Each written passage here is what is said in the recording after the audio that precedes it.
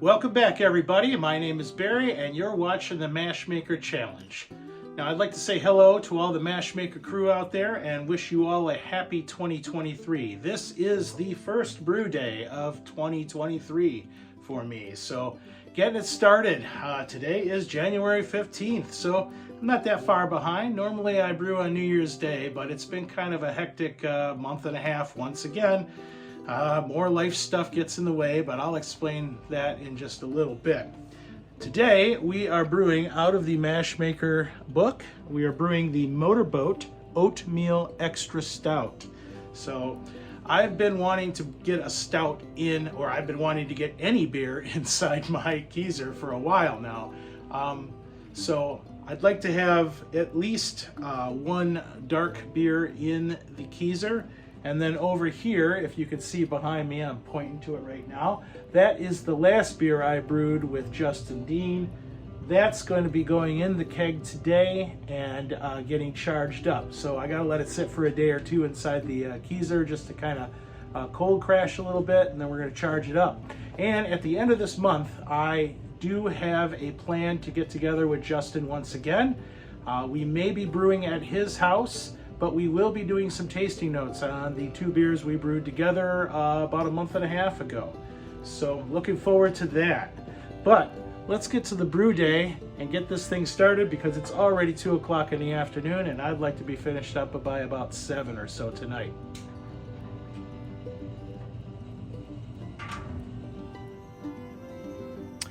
Here are the ingredients for today. We have 9 pounds of English Maris Otter. We have 14 ounces of English black malt and 14 ounces of Simpson's dark crystal malt. We will be adding 1.5 ounces of Northern Brewer hops at 60 minutes, and that is the only hop addition for the day. And then we will be using 1469 West Yorkshire Ale yeast. I bought 2 packets because I did not have time to make a starter. That's what happens when life continues to get busy and get in the way. But that should do the trick. So here are the details for the brew day. We will be mashing in at 148 to 150 degrees. We're gonna let that rest. It says let it rest for 60 to 90 minutes. I'm gonna let it rest for 60 minutes in the interest of time. When we are ready for mash out, we're gonna heat it up to 170 for 5 minutes. Let that sit and then collect the wort.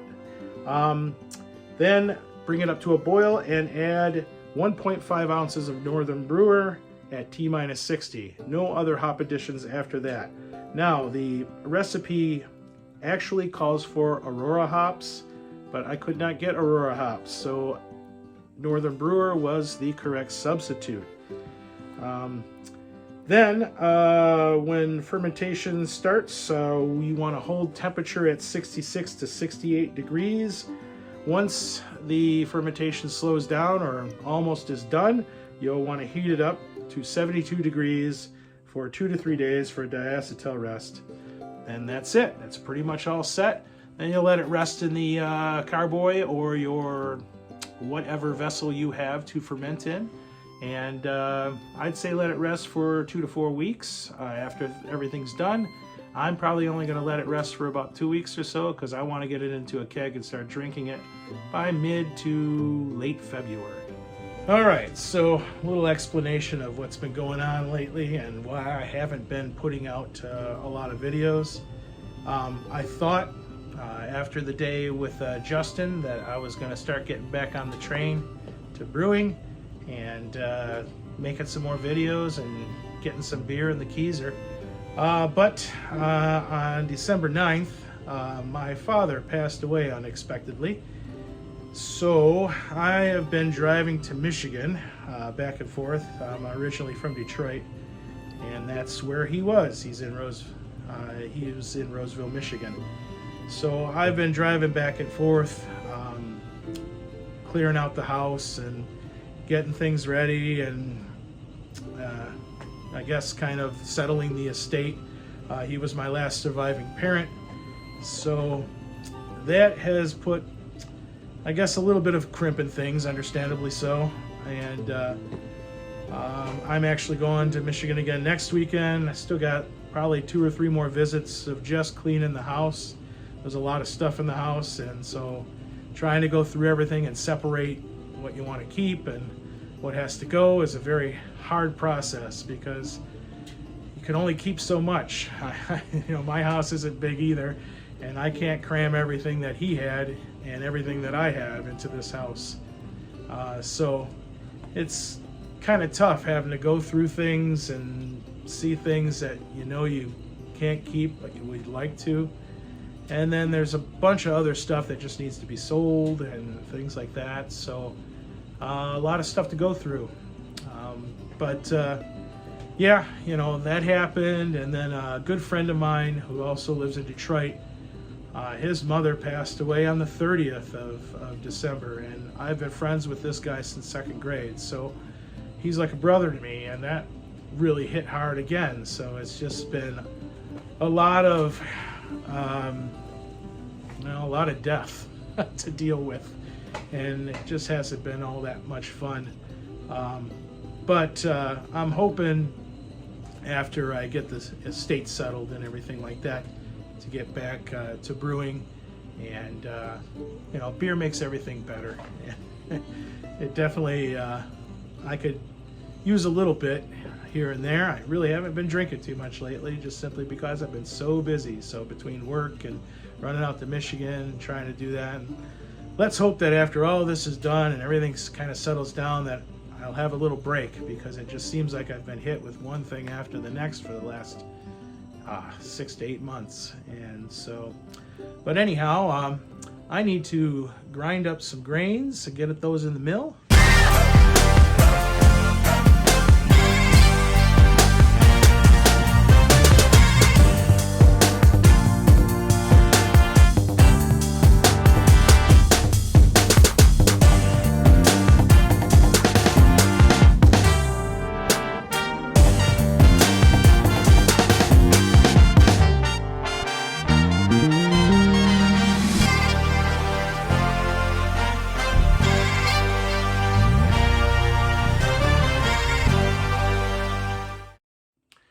Well, this beer is called Motorboat Oatmeal Extra Stout, and when I was going over the ingredients, I forgot the one thing that the title actually tells you to put into it.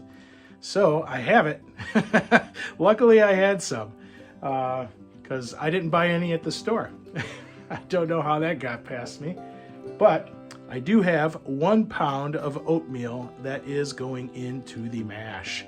So I will also be adding about 1 pound of rice hulls, so I don't end up with a stuck mash. Let's talk about the salt additions. We're going to be adding Epsom salt, gypsum, regular salt, and calcium chloride. So keep in mind that I have Milwaukee water. This may differ depending on where you're located. So I am adding to the mash 0.45 grams of Epsom salt, 1.5 grams of gypsum, 2.49 grams of salt, and 6.48 grams of calcium chloride.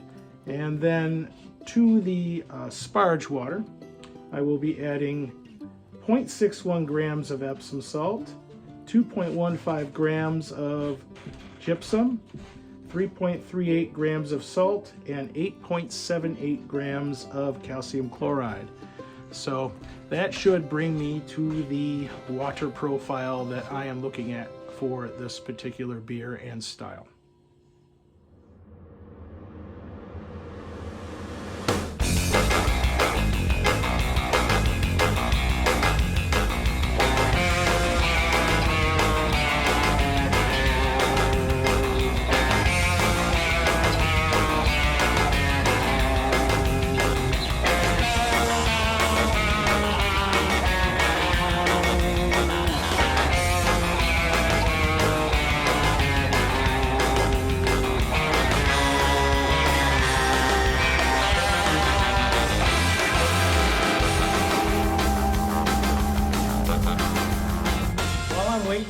For the mash, which I just started, I'm going to transfer this beer over into a keg and get it over into my keys.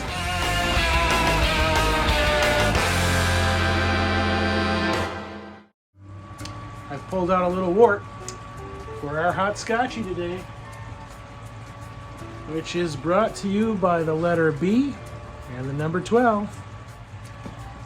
I'm not normally a fan of darker beers and hot scotchies, such as stouts. Porters are okay. Stouts can be a little bitter, but we're going to give it a shot.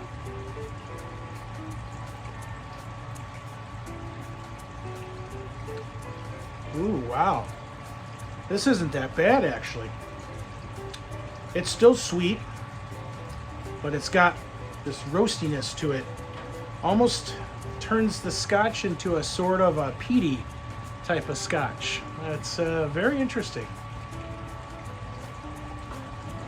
I'm not normally a fan of peaty scotches either, but I could get on board with a little bit of this.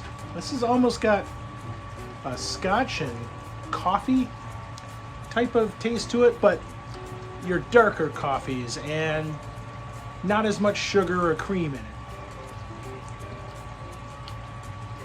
It's not bad. I will finish the rest of this for sure. If you're making a stout, or at least this particular recipe, give a hot scotchy a try.